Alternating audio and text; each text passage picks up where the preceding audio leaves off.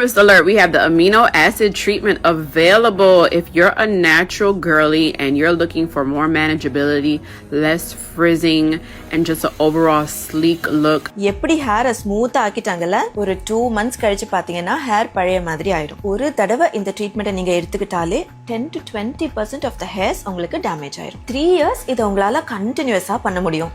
அதுக்கப்புறம் டாக்டர்? அதுக்கப்புறம் நீங்களே நினைச்சா கூட பண்ண முடியாது. ஏன்னா அதுக்கு தலையில முடி இருக்கணும்ல.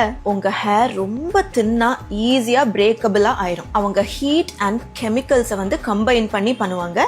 ஸோ நீங்க கரெக்டா மெயின்டைன் பண்ணலன்னா உங்களுக்கு ட்ரைனஸ் வந்துடும். அமினோ ஆசிட், கெரட்டின் அப்படிலாம் ஃபேன்சி வேர்ட்ஸ் யூஸ் பண்றாங்கல்ல, மெடிக்கல் வேர்ட்ஸ். ஆனா அதுல எவ்வளவு கெரட்டின் அண்ட் அமினோ ஆசிட்ஸ் இருக்குன்னு நினைக்கிறீங்க? அவங்க யூஸ் பண்ற கண்டிஷனர்ல தான் அதெல்லாம் இருக்கு. ஆனா ஆக்சுவலா இதெல்லாம் உங்க முடிய ஸ்ட்ரெயிட்டன் பண்ணுமா? பண்ணாது. அந்த ஹீட்டும் ஃபார்மால்டிஹைடும் தான் உங்க புரோட்டீன் பாண்ட், முடியில இருக்கிற பாண்டை உடைச்சு அதுக்கப்புறம் அதை ரீஃபிக்ஸ் பண்ணி அதை கர்லை வந்து ஸ்ட்ரெயிட் ஆக்கி திருப்பி ஃபிளாட் ஆகும். ஸோ லிட்ரலி உங்க ஹேரையே அது டேமேஜ் பண்ணிடுங்க. ஸோ தயவு செஞ்சு இந்த மாதிரி ட்ரீட்மெண்ட்ஸ்லாம் நீங்க ட்ரை பண்ணாதீங்க. உங்களுக்கு வேவி ஹேர் இருக்கா, கர்லி ஹேர் இருக்கா, அதுவே ஒரு அழகு தான். அது ஸ்ட்ரெயிட்டா இருந்தாதான் பியூட்டி அப்படிங்கிற ஸ்டாண்டர்ட்ஸை தயவு செஞ்சு மறந்துருங்க.